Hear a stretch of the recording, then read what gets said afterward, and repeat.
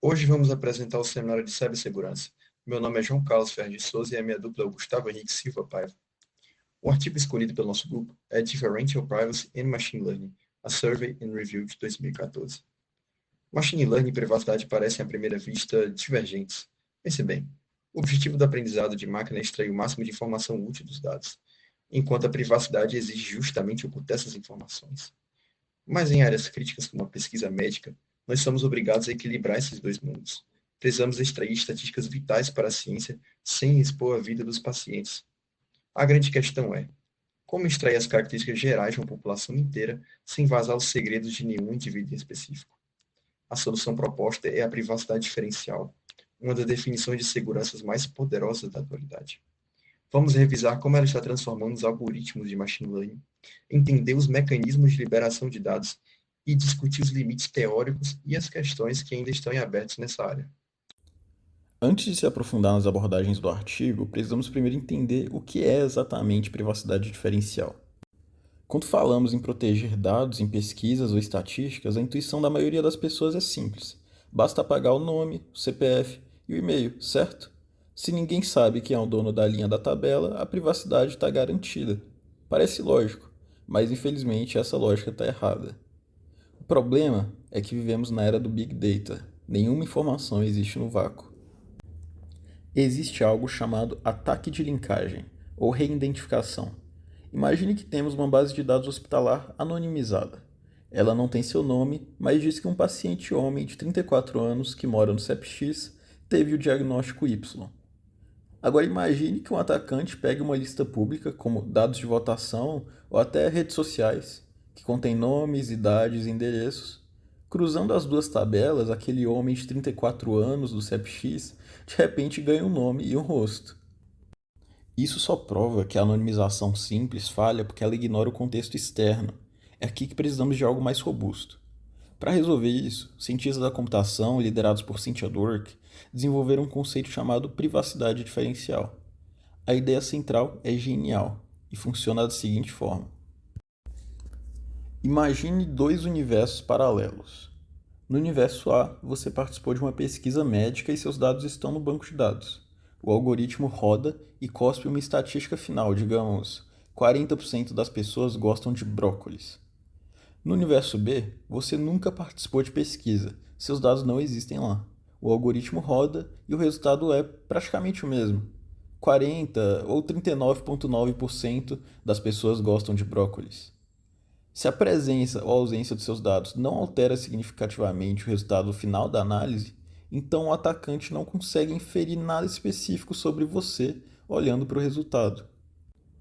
Mas aí vem a grande pergunta: como fazer isso matematicamente? A resposta é simples: adicionando ruído.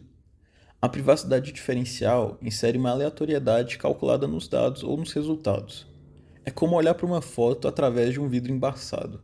Você consegue ver as grandes tendências, tem uma árvore ali, ou tem uma multidão aqui, mas o embaçamento ou ruído impede que você identifique os detalhes finos de uma única pessoa.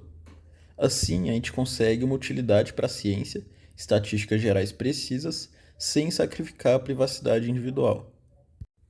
Agora que entendemos que precisamos adicionar ruído para proteger as pessoas, surge a pergunta de ouro: quanto ruído? Se colocarmos ruído demais, os dados ficam inúteis para a ciência. Se colocarmos de menos, a privacidade falha.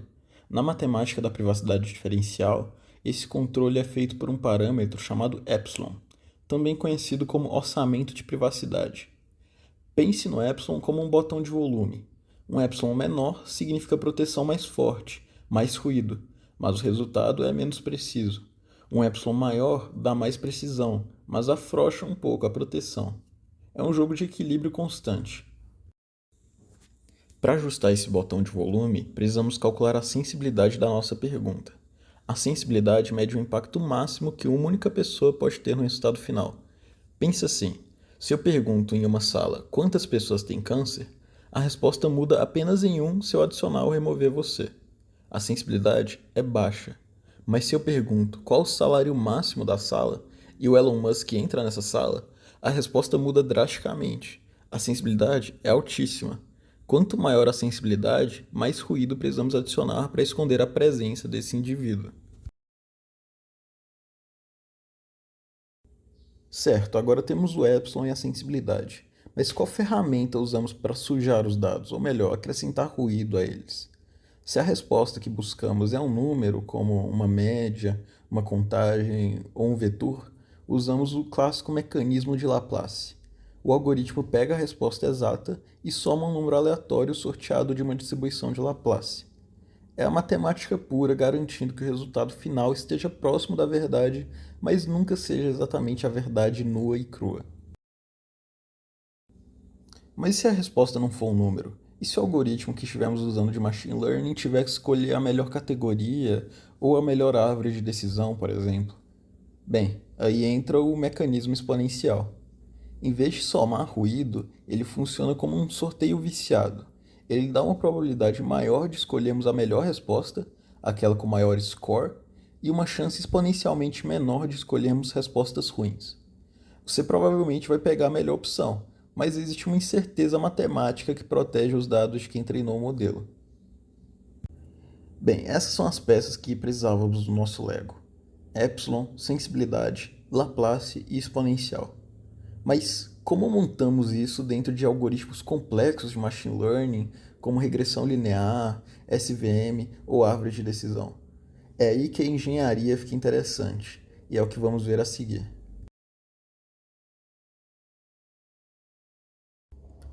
Entramos agora no terreno do aprendizado supervisionado.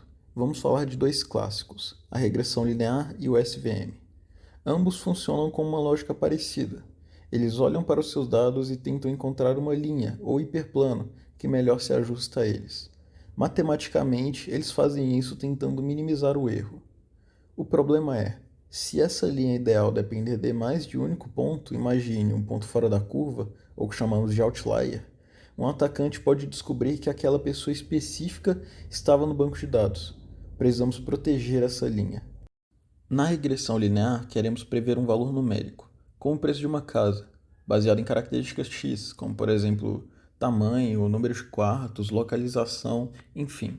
O modelo aprende um conjunto de pesos, que chamamos de vetor W. A forma mais simples de aplicar privacidade aqui é a perturbação de saída, ou Output Perturbation.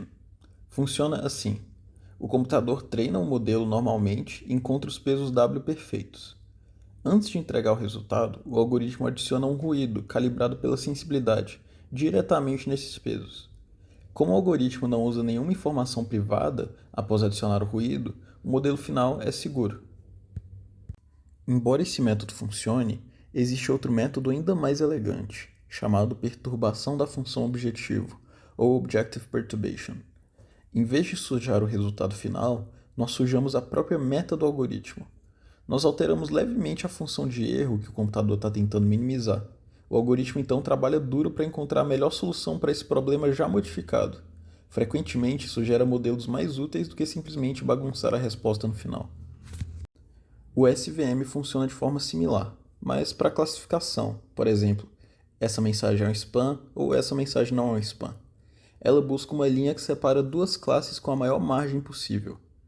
Para tornar o SVM privado, usamos a mesma lógica.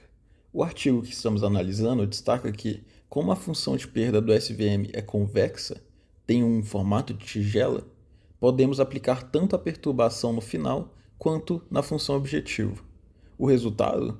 Você recebe um classificador que sabe distinguir spam de e-mail legítimo, mas se você tentar analisar a matemática interna dele, não consegue descobrir se o e-mail da Dona Maria foi usado para treiná-lo. Resumindo, em aprendizado supervisionado, a privacidade diferencial age impedindo que o modelo decore os dados de uma pessoa só, seja alterando o resultado final ou alterando a fórmula de aprendizado. O objetivo é garantir que o modelo aprenda os padrões do grupo, mas seja cego para os segredos do indivíduo. Bem, falamos de situações onde sabemos a resposta certa, como por exemplo se é spam ou não spam uma mensagem, e usamos isso para treinar o algoritmo. Mas e quando não sabemos? E quando queremos apenas que o computador encontre padrões ocultos nos dados? Isso é o que chamamos de aprendizado não supervisionado. O exemplo mais famoso é o K-means. Imagine que temos dados de pacientes. O K-means tenta encontrar, digamos, três grupos distintos de sintomas. Ele faz isso calculando o centro médio, o centroide de cada grupo. O problema de privacidade é óbvio. O centro é calculado usando a posição exata de todos os indivíduos. Se você mudar uma pessoa de lugar, o centro se move. Um atacante atento pode usar esse movimento para rastrear você. Mas então, como protegemos isso?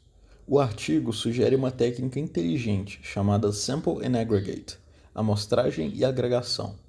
Pense nisso como uma votação de comitês. Em vez de rodar o algoritmo na base de dados inteira de uma vez, nós dividimos os dados em vários subconjuntos menores e aleatórios. Rodamos o K-means em cada um desses pedacinhos separadamente. Cada pedacinho vai dar uma opinião sobre onde os centros dos grupos estão.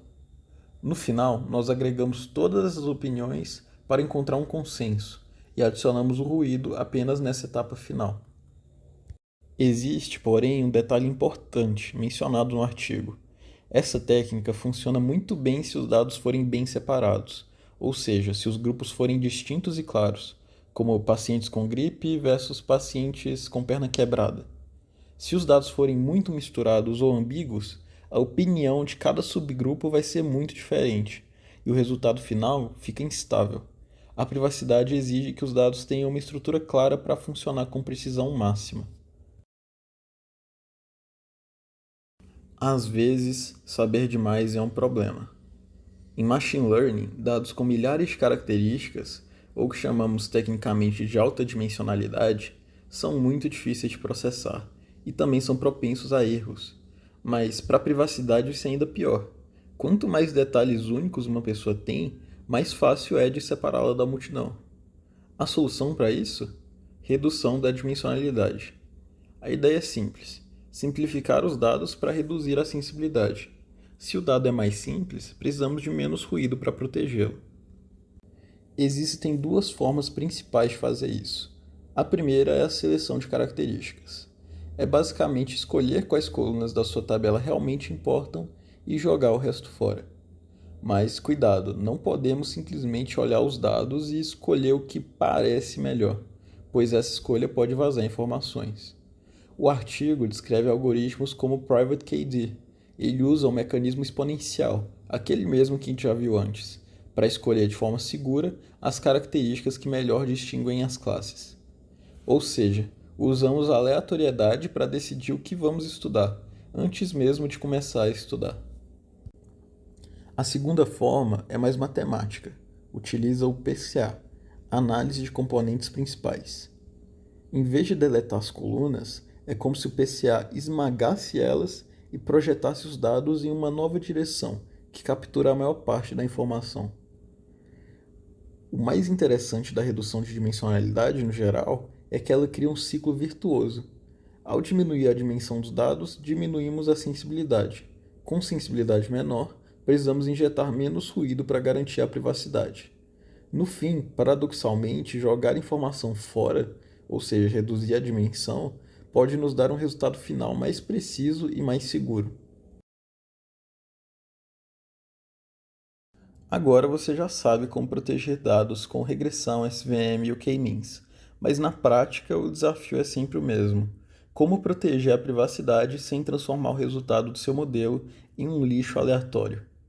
O artigo termina com 4 princípios de ouro para gastar seu orçamento de privacidade com sabedoria. Vamos a eles.